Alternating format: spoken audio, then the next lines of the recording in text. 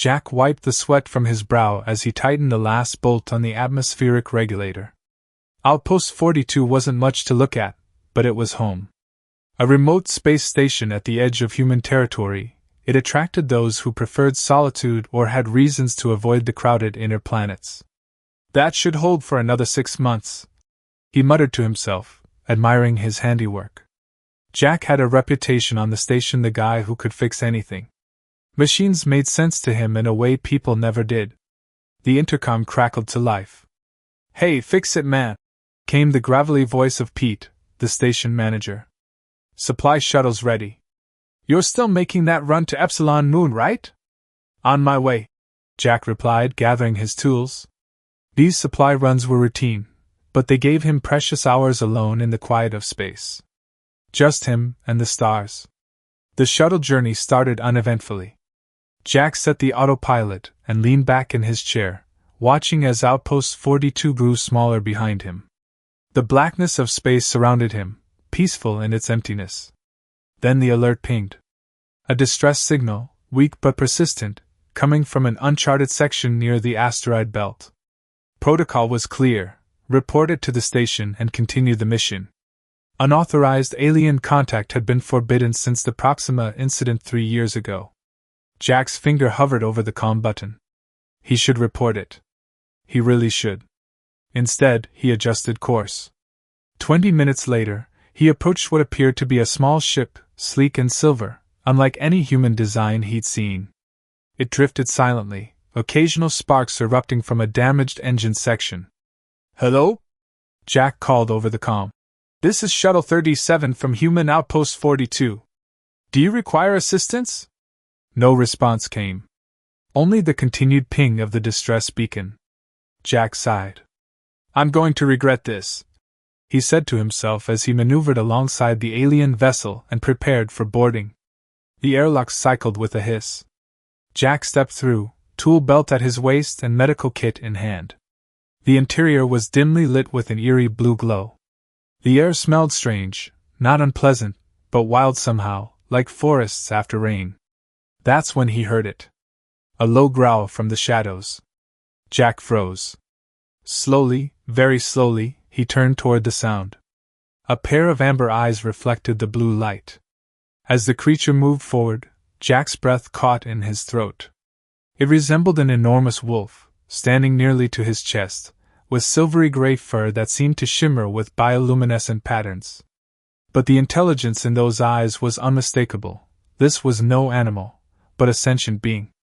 The alien growled again, backing against the wall. Now Jack could see the dark liquid matting the fur on its, her side. Blood, or something like it. "You're hurt," Jack said softly, knowing his words wouldn't be understood but hoping his tone might help. He slowly opened the medical kit, keeping his movements deliberate and calm. The wolf creature watched him warily, ears flattened against its head. Jack pointed to his own side, then to the creature's wound, then held up a medical patch. "This will help with pain," he said. Minutes passed in a standoff. Then, surprisingly, the creature moved forward and laid down, exposing the wound more clearly. Jack worked quickly, cleaning and treating what appeared to be some kind of energy weapon burn. The creature remained still, watching him with those intelligent amber eyes. "There," Jack said when he finished. "That should help." The creature stood, testing the bandaged area with careful movements. Then it did something that sent chills down Jack's spine. It bowed its head to him in what could only be a gesture of thanks. As Jack turned to leave, satisfied with his good deed, he felt teeth gently catch his sleeve. Not threatening, just stopping him. The wolf creature tugged him deeper into the ship, limping slightly but insistent. In a small chamber that seemed to serve as living quarters, the creature sat and placed Jack's hand on its swollen belly. Jack's eyes widened. "You're pregnant?" The creature made a soft whining sound, and Jack felt movement beneath his palm. "Puppies." Or whatever the alien equivalent was. Through a series of gestures, growls, and what seemed like frustrated attempts at communication, Jack began to understand that the creature wanted him to come with her. She needed help, not just with her wound, but with what was to come. Jack glanced at his wrist display. The supply run could wait. Pete would be furious, but... He tapped his communication unit. Outpost 42, this is Jack. Experiencing technical difficulties. Need to make repairs before continuing. Might take a while. Will update. Over. Without waiting for a response, he turned back to the wolf creature, who was watching him expectantly. All right, he said with a nervous smile. Lead the way. The creature's tail swished once as she limped toward what must be the control room, and Jack realized his simple life as a station mechanic had just become infinitely more complicated. The journey to the alien's home world took 3 days. Jack spent most of that time in the small control room, watching the stars streak by as the wolf creature operated controls that seemed designed for paws rather than hands. He named her Lyra in his mind, after the constellation visible through the viewport. Lyra's wound was healing well, but Jack noticed she moved carefully, protective of her swollen belly. Several times she brought him strange but edible food, dried meat strips and fruit-like objects that tasted like spicy pears. When they finally descended through cloud layers to the planet's surface, Jack pressed his face against the viewport. Rolling hills covered in blue-tinted grass stretched to the horizon. In the distance, rocky formations created natural shelters. The ship landed in a clearing, and Lyra made a series of short, sharp barks, clearly some kind of announcement. Jack followed her to the airlock, his heart pounding. First real contact with an alien civilization. Not how he'd planned to spend his week. The airlock hissed open, and Jack squinted in the bright sunlight. The air smelled fresh, with hints of unfamiliar spices. As his eyes adjusted, he froze. There, surrounding the ship in a semicircle, stood at least 20 wolf creatures. All watching him. A large male with dark gray fur stepped forward, teeth bared. He was bigger than Lyra, with a scar running down his muzzle. He growled what sounded like a challenge. Lyra stepped between them, her own growl surprisingly fierce for her injured state. The standoff lasted several heartbeats before the male backed down, though his amber eyes never left Jack. Making friends already, Jack muttered under his breath. Lyra led him forward, and the circle of wolf aliens parted. Jack felt their stares as he walked through their midst. Some curious, some hostile, all intelligent. These weren't animals. Their eyes held awareness, judgment, communication. They approached a series of cave entrances built into a hillside. Some had been expanded with constructed additions, creating a blend of natural and artificial architecture. Small cubs, puppies, played outside one entrance, tumbling over each other in what looked like a wrestling game. They scattered when they saw Jack, darting behind adults with wide, curious eyes. Inside the main cave, the temperature dropped pleasantly. Jack found himself in a large central chamber where several wolf creatures were gathered.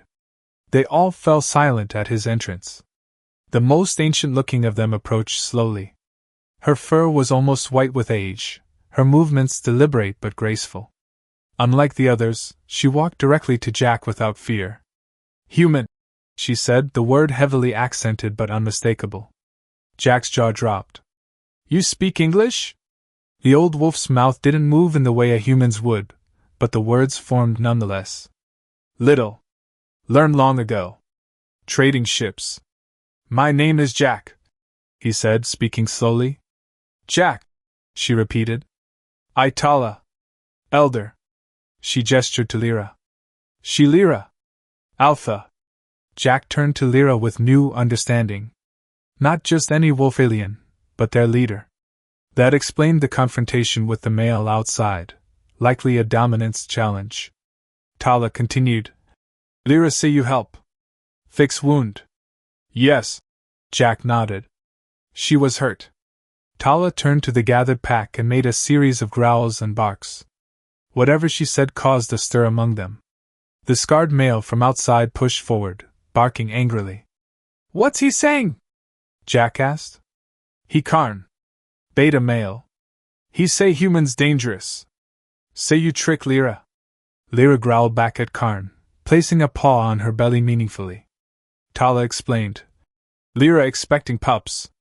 First litter in many seasons. Very important. Pack growing small. Jack began to understand the gravity of the situation. And that's why she brought me here? To help with the birth? Tala's amber eyes seemed to look through him. Pack dying, Jack? Few females. Few pups born. Lyra oldest female. Last hope. She paused. Old stories say human presence, special for pups. Before Jack could ask what that meant, commotion broke out. Karn was advancing on Jack, fur bristling, teeth bared. Lyra intercepted him, snapping and snarling. The two wolves circled each other, the tension in the cave thick enough to cut. What's happening? Jack whispered to Tala. Challenge. Karn questioned Lyra's judgment. Question you. The confrontation ended suddenly when Lyra fainted left, then nipped Karn's ear sharply. Though it seemed minor to Jack, it clearly held significance. Karn backed down, head lowered. Tala sighed. Lyra still alpha. For now.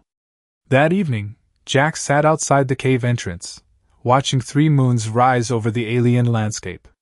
Lyra settled beside him, her warm bulk surprisingly comforting. So you're the boss around here? Jack said conversationally, knowing she couldn't understand his words but finding comfort in speaking. And I'm somehow mixed up in your pack politics. Great career move, Jack. Lyra made a soft rumbling sound and rested her head on her paws. Jack looked up at the unfamiliar stars. Pete is going to kill me when I get back. If he got back. As if sensing his thoughts, Lyra nudged his hand with her nose.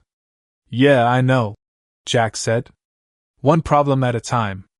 Days passed, and Jack found himself settling into a strange routine.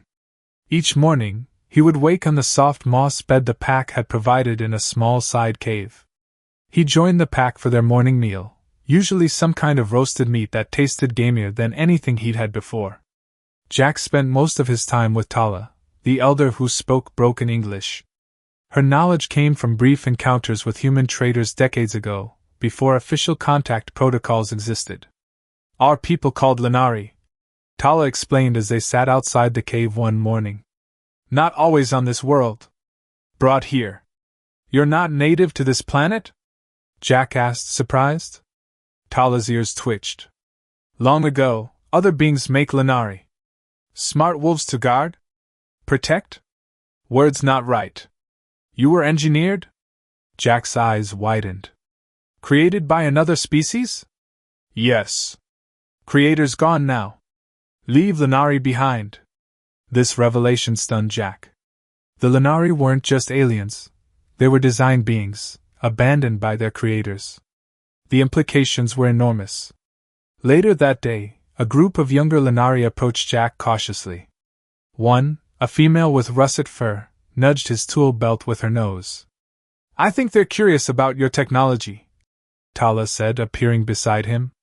Jack smiled and opened his tool belt. Want to see how things work? He asked the young Lanari. For the next hour, Jack demonstrated his repair tools, showing how the laser cutter could slice through metal and how the sonic screwdriver tightened connections. The young wolves watched with rapt attention, occasionally making soft barking sounds to each other.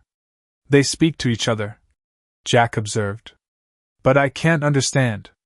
Lanari speak 2 ways, Tala explained. Voice and mind. Mind speak only for pack. You not pack, so not here. Telepathy? Jack was astonished. You communicate telepathically with each other? Tala nodded. Young ones ask if you teach them human things. Jack grinned. I'd be happy to. Over the following days, Jack became something of a teacher to the younger pack members. He showed them basic mechanics and even began constructing a rudimentary translation device using parts from his tool kit. In return, they taught him their hunting techniques and pack signals. One evening, Jack found himself invited on a hunt. Karn, the beta male who had initially challenged Lyra, led the hunting party. Jack felt the wolf's amber eyes evaluating him as they set out. Remember, Tala had instructed. Hunt is sacred. Watch, learn, be quiet. Jack followed the hunting party through the bluegrass plains. The Lanari moved with incredible coordination, using only subtle ear twitches and tail positions to communicate. They surrounded a herd of deer-like creatures with 6 legs, singling out an old male. The hunt was both beautiful and terrifying to watch. The Lunari moved like water, flowing around their prey, cutting off escape routes. When they finally closed in for the kill, it was quick and clean. To Jack's surprise, Karn approached him afterward, muzzle still bloody from the hunt, and dropped a choice piece of meat at his feet. A peace offering. When they returned to the caves, Lyra was waiting. Her pregnancy had advanced noticeably, her movements slower and more deliberate. She greeted the hunting party with soft whines, nuzzling some of the younger members. Lyra asked how you like hunt. Tala translated. It was amazing, Jack said honestly. I've never seen anything like it. That night, Jack worked on his translation device while the pack slept. A soft noise made him look up to find Lyra watching him. Can't sleep? He asked, setting aside his work. Lyra approached and lay down beside him. She made a soft whining sound and placed his hand on her swollen belly. Jack felt movement, strong kicks from within. They're active tonight, he said softly.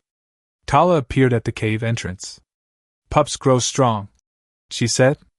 Lyra worry. First litter. Is there anything I can do to help? Jack asked. Tala sat down slowly, her old joints creaking. Old stories say human presence make Lunari pups special. Different. Different how? Not know. Stories old, words lost. Tala's eyes seemed to glow in the dim light. But Lyra feel. Pups respond to you. Jack felt the movement under his palm again, stronger this time, as if responding to his voice. I still don't understand why she brought me here. Lyra Alpha. Think of Pack future. Tala sighed. Pack needs change to survive. You are change. Later, alone again, Jack stared up at the alien stars through a gap in the cave ceiling. He'd come a long way from fixing atmospheric regulators at Outpost 42. Now he was somehow involved in the survival of an entire species. His comm unit blinked with another message from Pete. Jack, respond immediately. Search team being prepped. Jack switched it off. He couldn't leave now. Not when the puppies were so close to being born. Not when Lyra and the pack needed him, even if he didn't fully understand why. Outside, one of the Lunari howled at the rising moons, a sound both mournful and beautiful. Another joined, then another, until the night was filled with their song. Despite everything, Jack smiled. He was worlds away from home, but somehow he belonged. The storm came without warning. Dark clouds rolled across the bluegrass plains, bringing howling winds and stinging rain. The Lunari hurried inside their cave system, the younger ones carrying in extra food and water. Jack helped secure the cave entrances with woven grass barriers that the pack had prepared. He was working on the last entrance when Karn appeared beside him, helping to hold the heavy barrier in place against the wind. Thank you, Jack said, even though he knew the beta couldn't understand his words. Karn made a gruff sound and nodded, their first moment of true cooperation. Inside, the caves were warm and dry. The pack gathered in the central chamber, shaking water from their fur. Jack noticed Lyra was missing and caught Tala's eye questioningly. Lyra, time near, Tala said, her voice urgent. Storm bad sign. A high-pitched whine echoed from deeper in the cave system. Jack recognized it immediately as Lyra's voice, but filled with pain. The puppies, he said. They're coming now? Tala nodded, her ancient eyes worried. You come. Lyra asked for you. Jack followed Tala through winding tunnels to a small, warm chamber lined with soft grasses and furs. Lyra lay on her side, her breathing labored, flanked by 2 female Lunari who Jack recognized as the pack's healers. When Lyra saw Jack, she whined again, reaching out a paw toward him. She wants you close, Tala explained. Unusual. Birth time sacred private. Jack knelt beside Lyra, taking her extended paw in his hand. I'm here, he said softly. You're going to be fine. The birth was difficult. Hour after hour, Lyra struggled. Outside, the storm raged, lightning illuminating the cave in brief flashes through small cracks in the ceiling. The healers worked tirelessly, using herbs and gentle massage to help Lyra. 3 puppies had already been born, healthy, squirming things with downy fur and tightly closed eyes, when complications arose with the 4th. "Something wrong," Tala said, her voice tight with concern. "Pup stuck." The healers conferred in their barking language, their movements becoming more frantic. Lyra's strength was fading. Jack could see it in her dulling eyes. "Let me help," Jack said, moving closer. His emergency medical training from the space station was limited, but he understood difficult births. On remote outposts, everyone learned basic medical skills. The healers growled uncertainly but moved aside when Tala translated Jack's offer. Carefully, Jack felt along Lyra's swollen belly, identifying the problem. "The pup is turned wrong," he explained to Tala. "It needs to be repositioned." With gentle but firm movements, Jack helped reposition the puppy. Lyra growled in pain but remained still, trusting him completely. Finally, with one last push, the 4th puppy emerged, smaller than the others, its breathing shallow. "It's not breathing right," Jack said, picking up the tiny form. Drawing on half-remembered training, he cleared the puppy's airways and gently massaged its chest until it gave a weak cry and began breathing normally. The whole cave seemed to exhale in relief. Jack carefully placed the runt beside its mother, where it immediately began to nurse. "You saved smallest pup," Tala said, her voice filled with wonder. "Save Lyra too." The storm outside began to subside as dawn approached.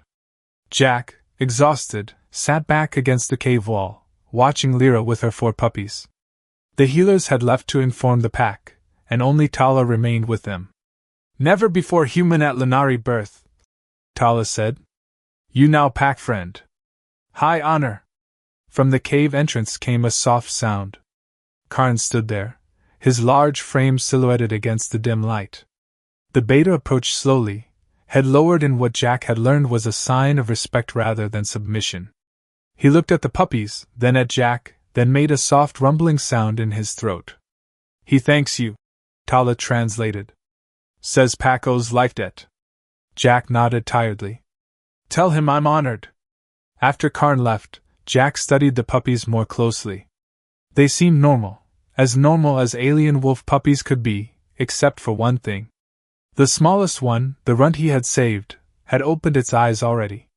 Newborn puppies shouldn't open their eyes for days, Jack knew that much. And its eyes weren't amber like the adult Lunari. They were blue. Human blue. "Tala," Jack said slowly. "The runt's eyes." Tala nodded. "Sign begins. Change I spoke of." "What does it mean?" "Mean pup connected to you now. Old magic. Old science.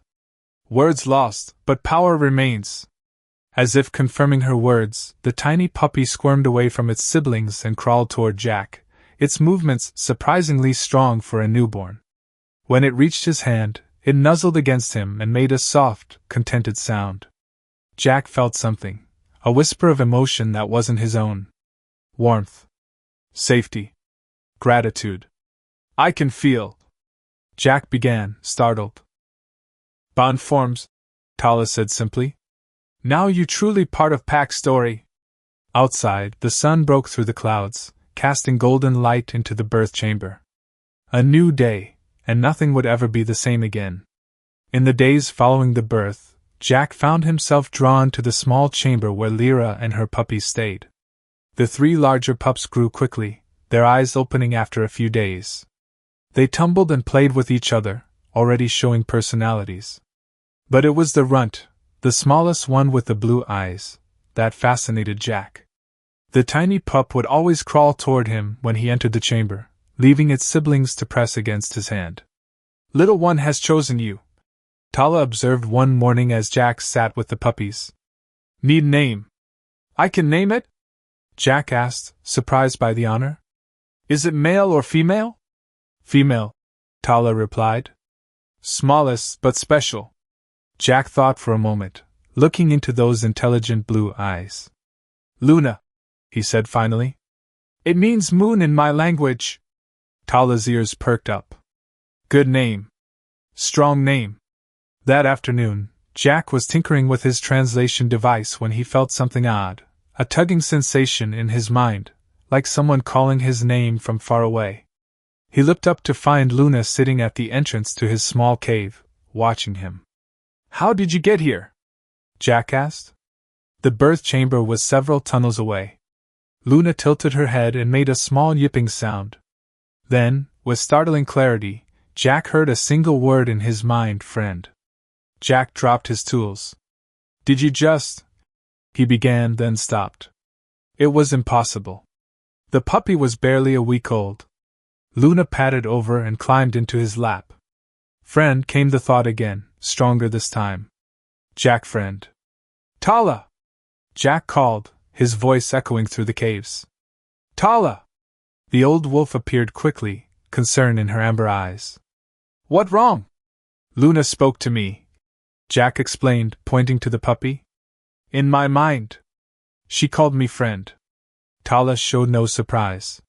She sat down heavily, as if a great weight had been lifted from her shoulders. Bond complete then. Faster than stories say. What does this mean? Jack asked, cradling the puppy who was now contentedly chewing on his thumb. Mean you hear Pack speak now. Through Luna, you connect to Pack mind. Tala's voice was reverent. Old stories true. Human Lunari bond real. As if triggered by Tala's words, Jack's mind suddenly flooded with voices, dozens of them, overlapping, a cacophony of thoughts and feelings. He gasped, clutching his head. Too much! Tala barked, placing a paw on Luna. The voices immediately quieted. Luna young, control not good. She learn. Over the next few days, Jack's connection to Luna, and through her, to the pack, grew stronger and more controlled. He learned to hear only what was directed at him, or what Luna wanted to share. It was like having a translator in his head. Through this connection, Jack finally learned the full history of the Lunari. They had indeed been engineered thousands of years ago by an advanced species called the architects, created as companions and guardians. When the architects vanished in some ancient catastrophe, the Lunari were left behind, eventually making their way to this world. But the Lunari were dying out.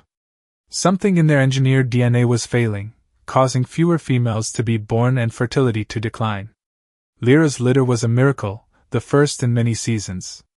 Jack make puppies strong, came Luna's thoughts one evening as they sat outside the cave watching the twin moons rise. Her vocabulary was growing rapidly. Human DNA fix broken parts. Is that why Lyra brought me here? Jack asked. My human DNA somehow helps fix yours? Yes. Old stories say human Lunari bond activate dormant genes. Make Pack whole again. Karn approached them, no longer hostile but respectful. Through Luna, Jack could hear the beta's thoughts. The pups are developing faster than normal. The bond grows stronger. The human's presence has awakened something in them. Other pack members noticed too. The puppies were growing at an accelerated rate, already the size of Earth wolf cubs despite being only 2 weeks old. And they all showed unusual abilities, heightened intelligence, stronger telepathic powers, and in Luna's case, a profound connection to Jack. That night, a council meeting was called. Jack sat in the central chamber, Luna pressed against his leg. The entire pack was present, their minds a gentle hum in the background of his consciousness. Lyra addressed the pack, and through Luna, Jack understood every word. The human has fulfilled the ancient prophecy. Lyra's thoughts were clear and strong.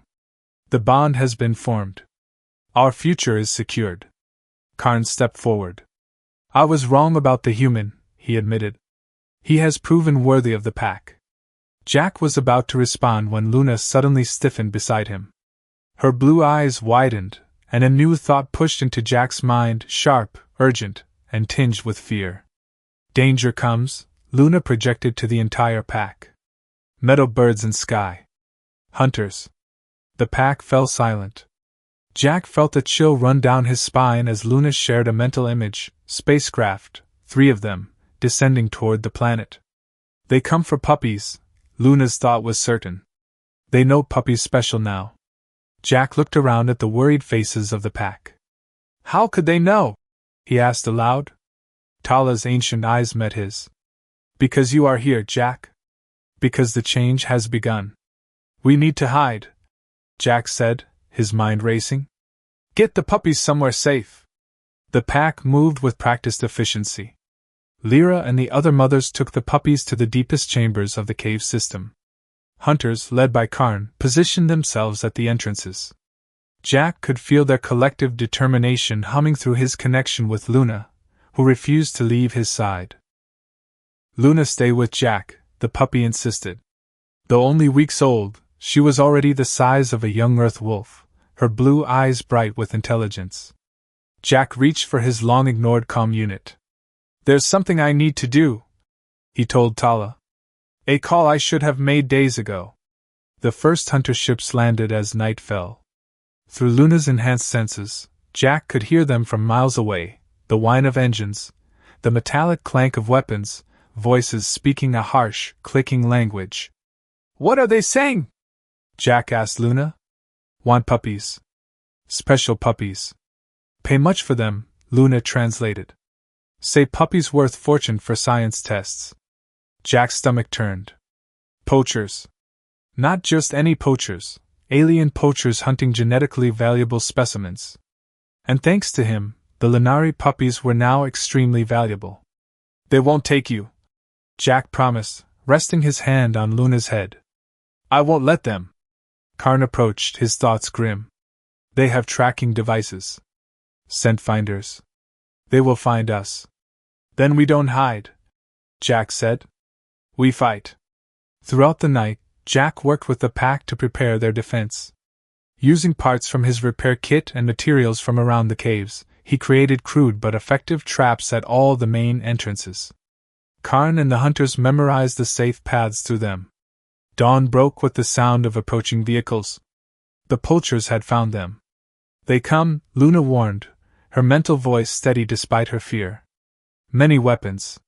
The first attack came quickly, stun blasts fired into the main cave entrance. The Lunari had retreated deeper, leaving only Jack's traps to greet the intruders. When the first poachers entered, triggered mechanisms unleashed rockfalls that blocked their retreat. Jack heard alien screams of surprise and anger. But he knew this was just the beginning. Pete to Jack, do you read me? His comm unit suddenly crackled to life. Jack, if you're there, respond immediately. Jack grabbed the unit. Pete! Yes, I'm here. I need immediate assistance. I'm sending coordinates. Already got your beacon, you idiot. Pete's voice was gruff but relieved. Rescue team inbound. What the hell have you gotten yourself into? It's complicated, Jack replied. But when you arrive, you'll be entering a combat situation. There are poachers here hunting endangered sentient species. The firefight outside intensified. The poachers, realizing they were dealing with more than just animals, had brought out heavier weapons. Sections of the cave ceiling began to crack from the blasts. Luna sensed pup danger, came the urgent thought. Rocks fall near nursery. Jack ran through the tunnels, following Luna. They reached the nursery chambers just as a support column began to crumble. The mothers were trying to move the puppies, but debris blocked their path. Without hesitation, Jack braced himself against the failing column, using his body to hold it up. Go! He shouted. Get them out! The mothers quickly moved the puppies through the gap. Luna stayed, her blue eyes fixed on Jack. Jack, come now, she insisted. I can't, Jack grunted, feeling the weight increasing as more of the ceiling threatened to collapse. If I move, this whole section comes down.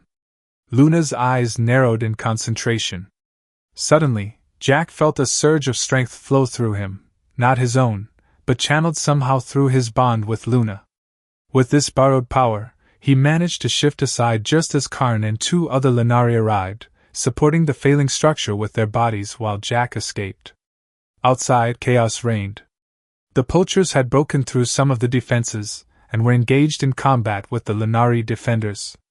Jack emerged from a side tunnel with Luna to find himself face to face with an alien hunter, an insect-like creature with multiple arms, all holding weapons. The bonded pup. The alien clicked in surprisingly good English. Worth 10 times the others. Before the hunter could raise his weapon, a familiar sound filled the air, the engines of human shuttles. Pete's rescue team had arrived. The poachers, outnumbered and outgunned by the human security forces, quickly retreated to their ships. Some were captured, including the insect-like hunter who had confronted Jack. As the dust settled, Jack found himself explaining everything to a bewildered Pete and the rescue team. "So let me get this straight," Pete said, looking from Jack to Luna to the gathered Lenari. "You're now psychically bonded to an alien wolf puppy, and you've been helping save an endangered engineered species?" "That about sums it up," Jack admitted. Pete shook his head. "And I thought atmospheric regulators were your only talent."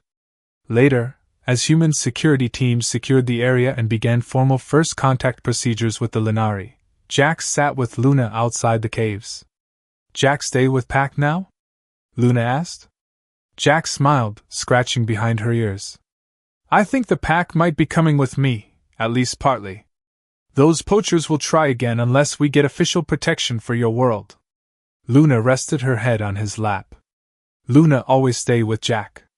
"I'm counting on it," Jack replied, watching the 3 moons rise. He had come to this world as a mechanic and would leave as something much more, a bridge between species, a protector, and most importantly, Pack.